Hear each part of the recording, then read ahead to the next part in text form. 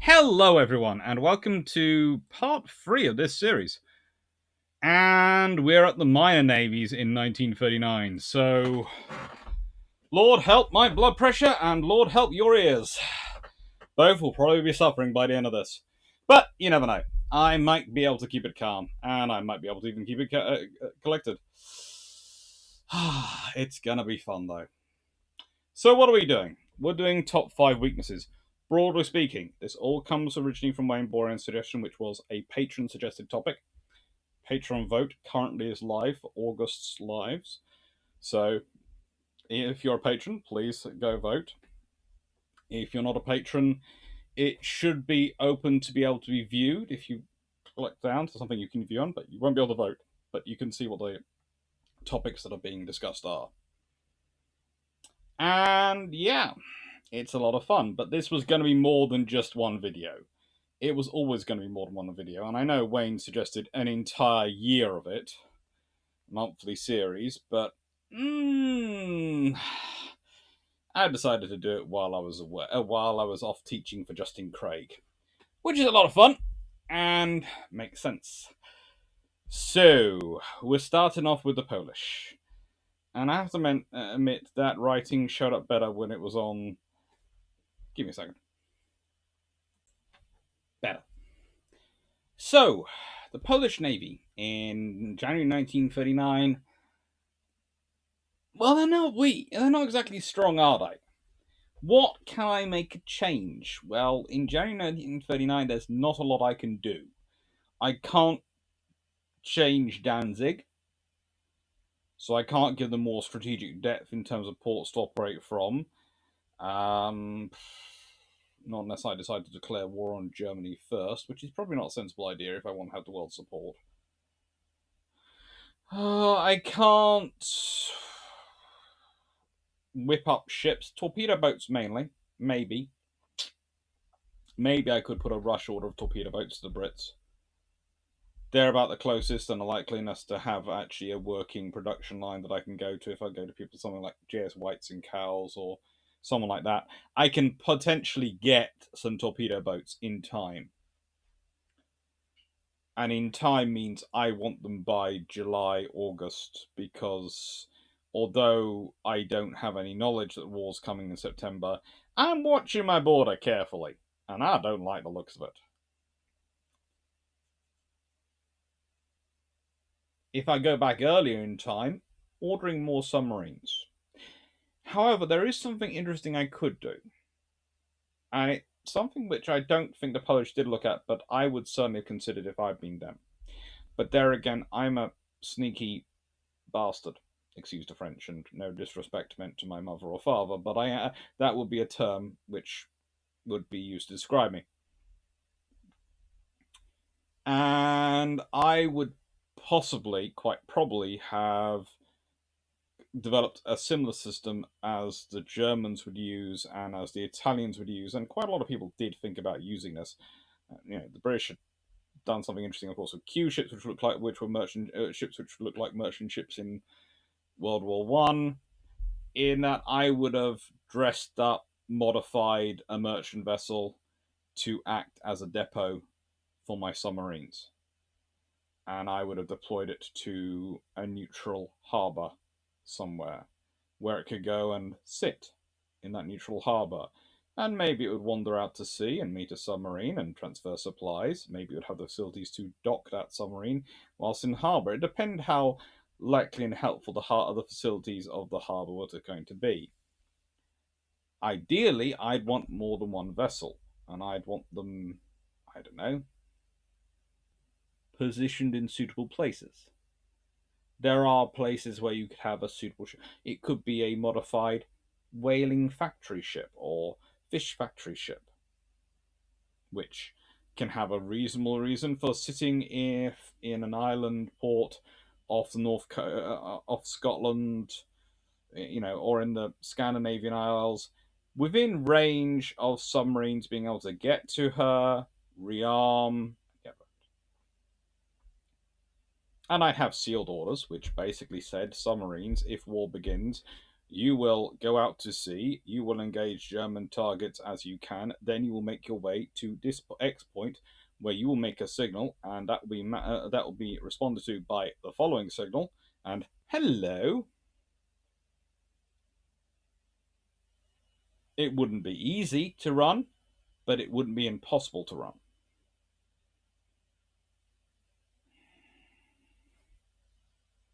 But there's honestly a limit to what you can do for Poland. They're not in a good strategic position. Basically, everything is decided by geography and size. Size of navy and geography and the geographical position of Poland. It's in a dead end. It can't get out to the open oceans without going through the Denmark Straits or the Kiel Canal.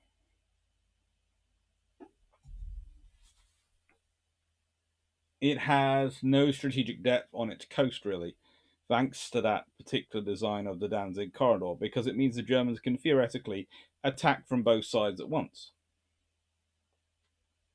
So they're in an absolutely terrible position, and I feel for them. Longer term, if you go back to as far as 1935, destroyers and submarines, destroyers and submarines and torpedo boats, destroyers, submarines and torpedo boats, destroyers, submarines and torpedo boats. That's what I'd be doing. That's what I'd be getting for them, and that's what would make sense for them. That's the viable option. But honestly, there is nothing they can really do, sadly enough. Uh, Nothing from January 1939. Even without knowledge of when the war's coming, knowing war is imminent in January 1939, and honestly, the Polish High Command is very tuned into Germany. They're very intelligence wise aware of what's going in Germany and what is happening and the plans Germany's making, and doing their best to try and work out how to deal with it.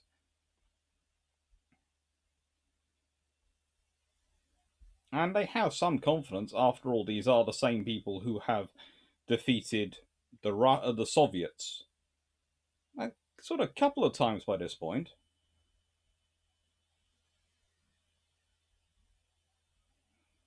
But they have a limitation to what they can do. They can't make things appear out of thin air, and they can't change the world. Norway. There is a sort of quote which I've adapted and changed because I didn't like some of the fluidity of the language, so that's why it's in my own words, not a quote. The Norwegian Navy is starved in 1939. It consisted of 4 vintage coastal battleships of the Norwegian Havreiskars and 3 pre-World War I Drug class destroyers, 26 second class torpedo boats, and 3 first class torpedo boats.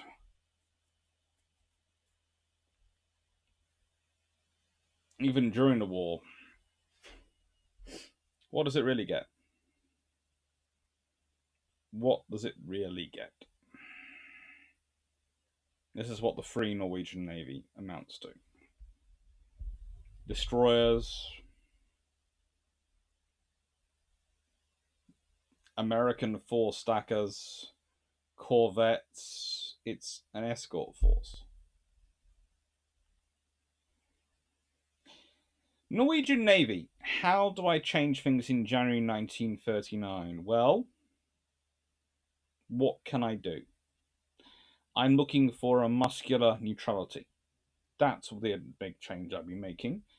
So I would need to make sure my bait and my personnel were all practiced and experienced. I probably could have done a couple of a call up exercise and mobilization exercise, do some training, check out how these things are doing, make sure I have a system in place for rapidly calling people up, and make sure it works, and make sure people are practiced with actually enacting it. I'd want to do some things about local initiative. This is something which the Norwegians themselves know about, and there's many complaints coming from especially the people fighting watching up north about potential Soviet invasion during the various things going on with Finland and the Soviet Union, that you need local authority. that you need commanders empowered to act in local matters in terms of defense and react to the situations that they're facing. Torpedo boats, yes. I could do with a lot more modern ones of those. Again, where am I going to get them from? I could try and build them myself, but how quickly is that going to be? I could buy them from other people, but who am I going to buy them from? Actually, I can buy them from anyone as I'm technically neutral. I could buy them from Germany. I could buy them from Britain. I could buy them from both. That would put a hen amongst a rooster, wouldn't it? Rather than a rooster amongst the hens, it would put a hen amongst the roosters. Cause some squabbling.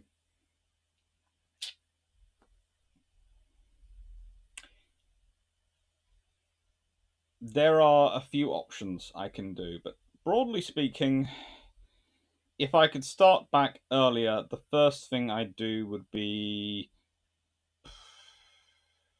HMS Gorgon. I know her and her sister has sunk in World War One. She survives. I know she's now technically too fat because of her bulges for my dry dock facilities. But I'd pay the money, get the go back in that time, pay the money, get those dry docks widened, and get her.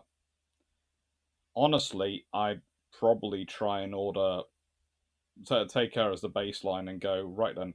I want to order 7 of these ships and have a class of 8 to replace the 4 larger vessels.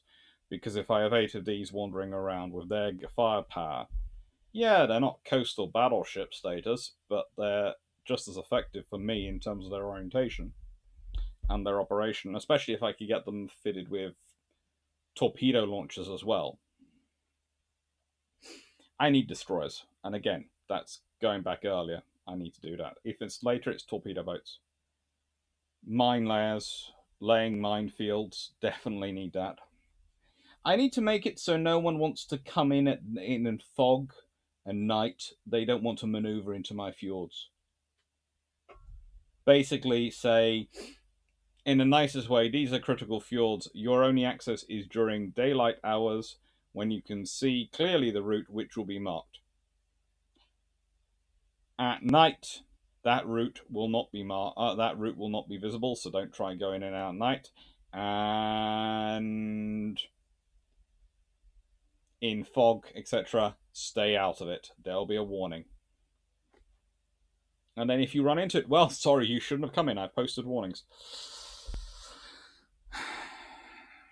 That's probably a little bit aggressive for the Norwegian government, but this is how I would fix it, not how the Norwegian government would fix it. The Norwegian government would fix it by not doing anything at this time. Norwegian government at this point are scared of their own shadow.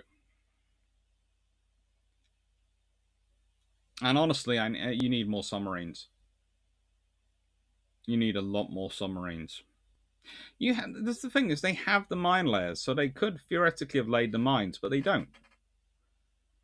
They have other vessels which are apart from the mine layers, which could probably be used to lay mines, but they don't.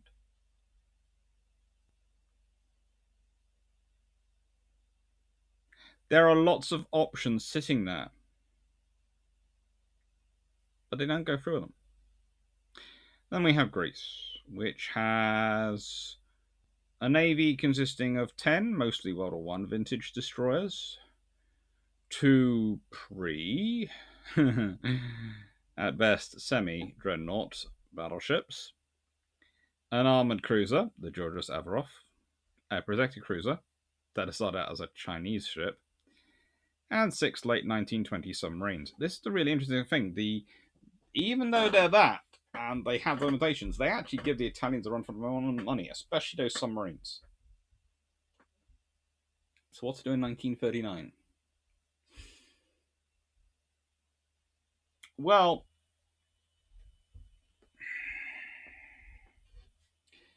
the largest island I really have control of is Crete. And yes, I am going to be handing over the British to defend that, but so I can free up troops to fight on my border. That's what I'll do long term if I'm looking forward knowledge. If I'm looking current knowledge, what would I be doing? I'd be setting up Crete in 1939 with the transfer of old static artillery, which is difficult to move, and stores, etc., I'd be setting up Crete as a submarine base and as a torpedo boat base, and I'd be ordering torpedo boats and I'd be ordering submarines. Because that makes sense. If I control Crete and I have submarines and torpedo boats operating from there, then I can keep I can use it as sort of a Gibraltar, in that I can make Italian access to eastern the eastern Greek coastline very, very limited. And also operating from there, I can make any operations on the western and Adriatic coastline of Greece very, very difficult by having submarines operating from there. It basically is a perfect place for me to pull back out of easy air range, easy attack range from where they're initially starting up. It would really be somewhere I would be setting up for that. And I'd probably put in an airbase, etc., so for fighters, etc., to deploy there as it was.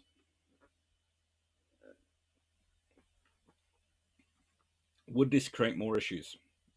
It would certainly increase the value of Crete and mean that, in the nicest way, the sloppy defence plan the British did, if they actually utilised the same plan and fell apart again, mainly falling apart after the Italians get involved and so their ships get there, it would be problematic. But having it set up as an operational base for my submarines, for my force, it could be really, really useful, and it would be a really big threat. And I would also have to withdraw myself and my own forces to that. So the Free Greek Army, etc., I would have to withdraw to Crete, because if that's where I'm operating my navy from, as long as I can retain control of Greek soil and be the Greek government on Greek soil, then a part of Greece is free. And as long as part of Greece is free, it's going to make it far more difficult. And I know Cretians and not quite sure they're Greek. I do understand that, but for World War II context, it would be enough. The Dutch. Right then. This is the Dutch dream. For starters, this particular ship, righty, is it's armed with 11-inch guns. 280mm. Not quite 11-inch, but a little bit over 11-inch.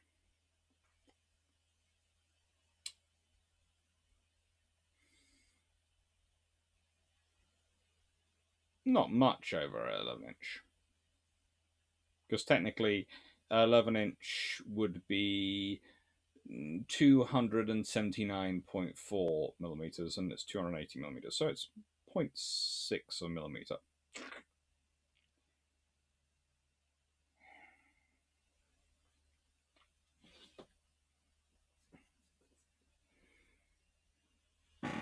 They are powerful ships. Why don't I build them? Funding. And there's no way I can really finish one off if I put all my effort into it in January 1939. What can I do starting in January 1939? There are some options for what I can do. But mainly it's things like, look at the ships I'm building. I'm building the Isaac Schwers.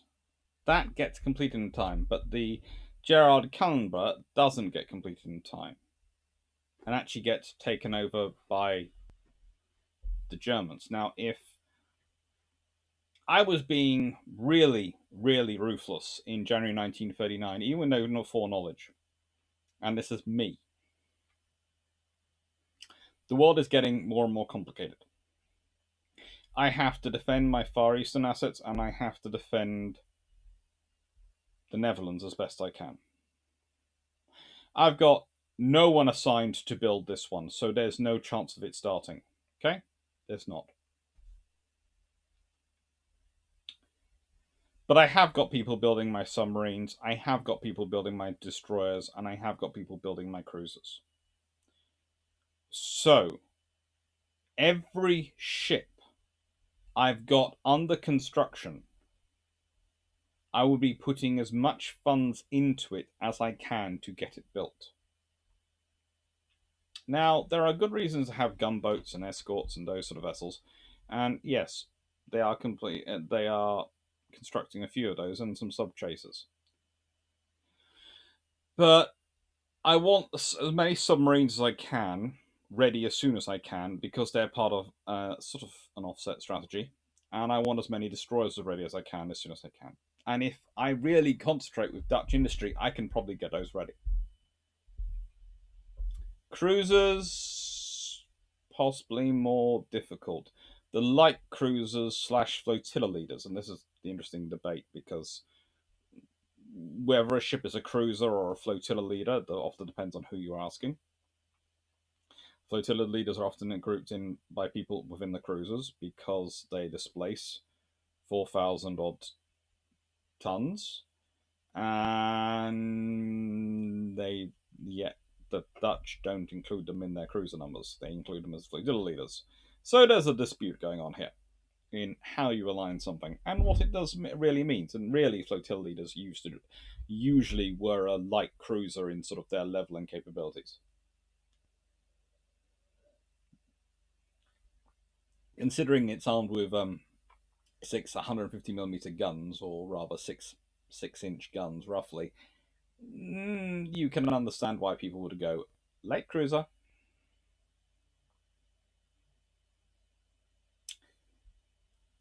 But destroyers and submarines are what I can build quickly,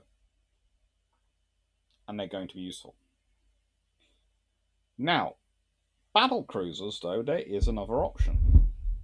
If I take it, I haven't got the ability to build one currently in Netherlands. I could send the materials for it and everything else over to a country which could build it. Now, here's the question. Do I send that in material to Britain to build it? Do I send it to Germany to build it? And they're the iffy one right now. Yes, I've had traditionally close relations with them, hence the 11-inch guns and etc. going on. Or do I send it to America to build it? These are all options. Traditionally, I build my own ships. But it is quite big. It's going to be 30-odd thousand tons, and I haven't built anything that big ever, really. So I could go to the British and go, can you build this for me?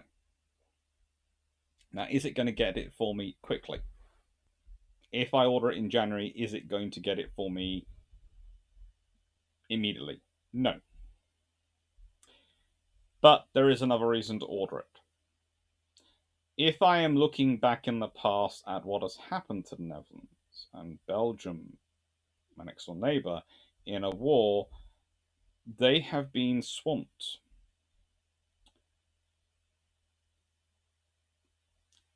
I'm not going to be able to build something that big if it's on the front lines, but I still need it, especially for dealing with issues in Japan, but maybe also for having a status unit to contribute to an alliance if I'm fighting in Europe.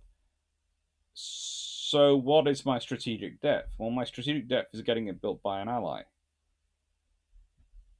Britain is probably the most sensible one to do so, because Britain is the most likely to join my side in the European war. And again, if I'm building it in Britain, that's helpful. And I could maybe order more than one at a time. I could possibly have all three under construction at the same time.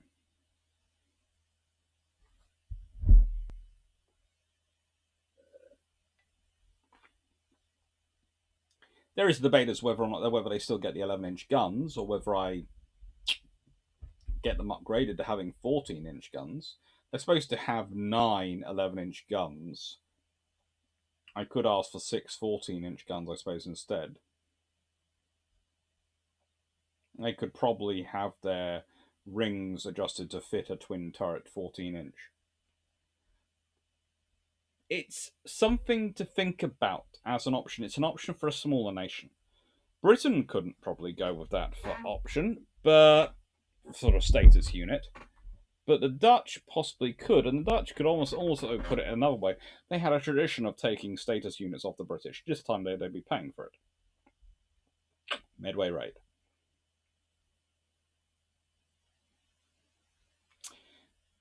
Because their weakness, once you start going into it, and I haven't really done the Dutch weaknesses, again, is strategic depth. It's numbers, and it's time. They have great technology, really advanced technology, but they don't have the infrastructure, and you can't fix the infrastructure in time to build the ships. They have the money. They have the money. They have the design. They don't have the ability to build it. So Britain is probably the best option. What does that fix for the Dutch, though? It gives them a flagship, it gives them a status unit, it gives them something which, if deployed to the Far East, would probably get attached to Force Z, Force Z, but honestly would probably find itself wandering around the Mediterranean and Atlantic and being a very powerful unit, a very useful unit for the Allies to have. Who knows? Yeah, honestly, if they're being built in British yards, the British might want to end up ordering some themselves, especially if they got the 14-inch guns fitted.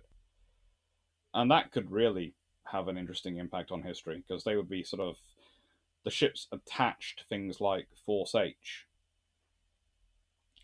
So if you get it started in January 1939, and if the British jump on the bandwagon at the same time, you could well have one with Force H when Renown and Ark Royal are being chased by a couple of Italian battleships. At which point you have a 615-inch gun battlecruiser and you have possibly a 614 or a 911-inch gun supercruiser and an aircraft carrier forming the core of that force. Would they fight it out with the battleships? Probably not. Would they run away necessarily as fast? Probably not. In fact, they might be happy to hang around and launch an airstrike just to see what happens.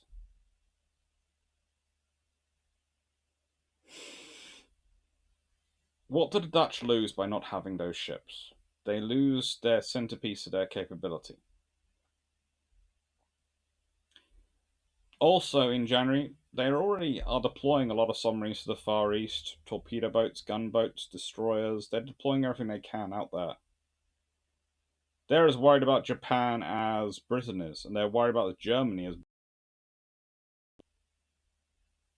So they're worried about both, and it's managing both threats. And consistently, you need that centerpiece if you're the Dutch, because unlike Greece, which doesn't really have much to build from, Poland, which is in a terrible strategic situation, Norway, where you would honestly probably have to get rid of the government and start again. The Netherlands doesn't have any of those problems. The Netherlands just has we're building in Netherlands and we've run out of time scenario. So the fix of that is let's build some in Britain, which probably does have the infrastructure availability to do that. Anyway, thank you for watching. I hope you've enjoyed. I hope you found it interesting and useful, and I hope you're finding the series fun. This was the last of the 1939 videos, and as I've said before, what I'm going to do is ask a question at the end of each video, and this one I would like to hear where you think, do you think the Dutch should have built those battle cruisers elsewhere, and where would you have built them, and would you have made any changes to their design, because they're really nice ships, 911-inch guns, they seriously, top speed 33 knots, displacement between 27,000 and 31,000 tons. armed with 14 40mm guns, 8 20mm guns, 12 6-inch guns. They are sexy. 225mm belt. Ooh, a 9-inch belt. Oh. And 130mm deck armor. Over 5-inch thick deck armor. That's good. They're good ships. But where do you think that is? Should they have tried to build them? Should they not have tried to build them? Should they have tried to build them in Britain? That's an option. And also, the other question I'm going to put is this. I'm not sure when I will do it, but would you like a live discussion of these videos? It will probably be done in September, not in August. At some point in September, I would do a live discussion of these videos, if you would like. And the conclusions reached. Anyway, thank you very much for watching. Hope you enjoyed, and take care.